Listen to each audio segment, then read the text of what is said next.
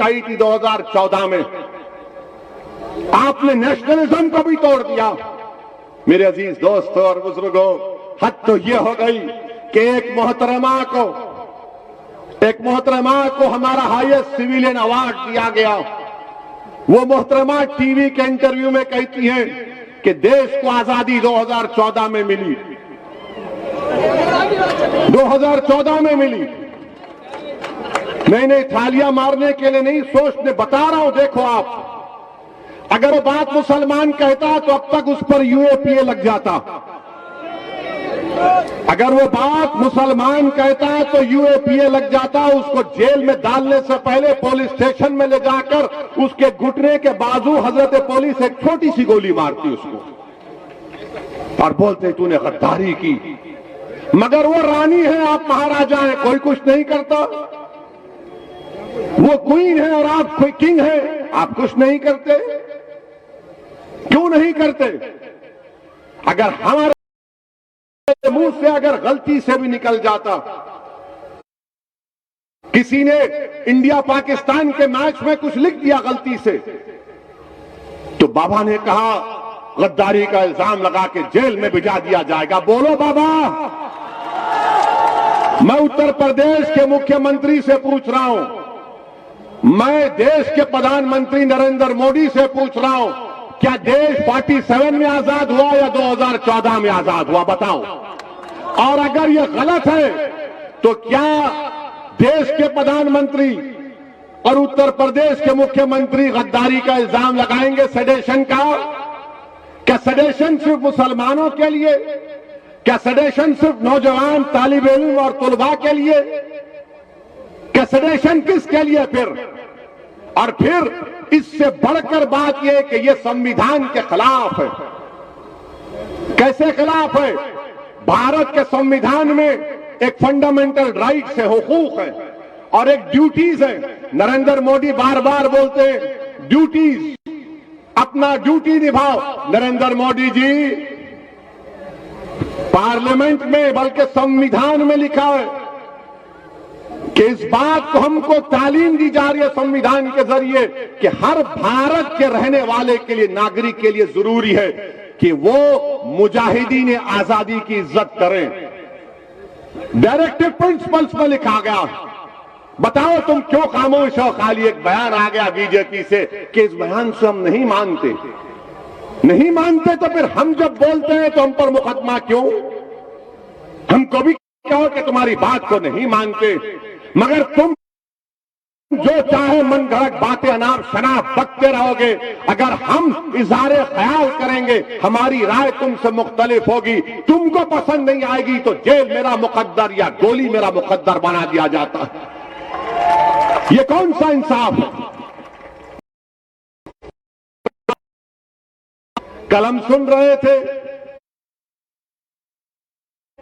Media के दोस्त बात किए कि देश के वजीर दाखिला अमित शाह ने अपने आजमगढ़ की तकरीर में जैम का जिक्र किया। हमसे पूछा गया जैम, हमने कहा हम तो टोस्ट पर जैम लगा के खा लेते। तो कौन से जैम की बात कर रहे हैं? हर बात में आजम खान। अरे क्या अमित शाह साहब बगैर मुसलमान का नाम लिए रात में नींद नहीं आती क्या आपको? आपके पेट में इतना दर्द क्यों होता मुसलमान के नाम से?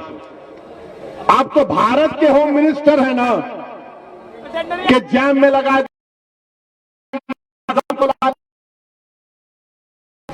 मुख्तार को ला लिया।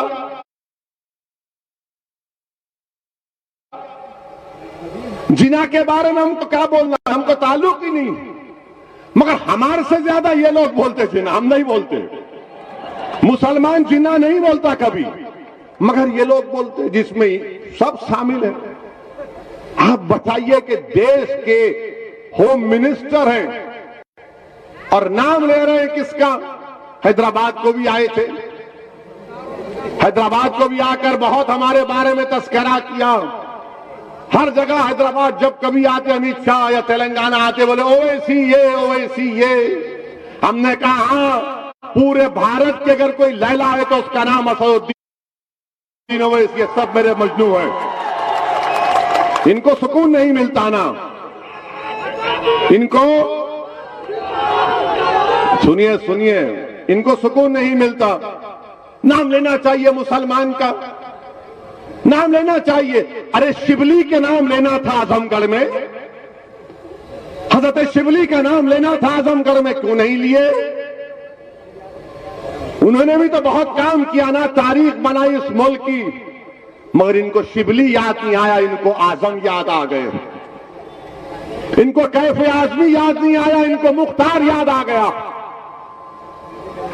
अच्छा ये बताइए होम मिनिस्टर साहब, आपने ये बताया कि ये मुसलमान क्रिमिनल है जो हम नहीं मानते आजम को क्रिमिनल। कोर्ट ने अभी कोई फैसला नहीं दिया, कोर्ट जब फैसला देगा देगा, मगर हमको ये बता दीजिए कि आपका होम मिनिस्टर, आप ही के मिनिस्ट्री में मिश्रा साहब मिनिस्टर हैं, उनका बेटा क्या जेल में फूल बेचने के लिए गया? जेल में उनका बेटा किस लिए जेल में है बता अमित शाह?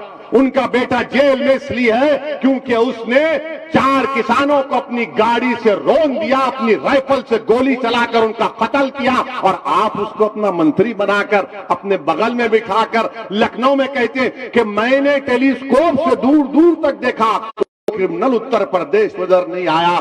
तो किसी ने, कहने वाले ने कहा अमित शाह बाजू खड़ा है, तुम सामने देख रहे हो बाजू खड़ा है।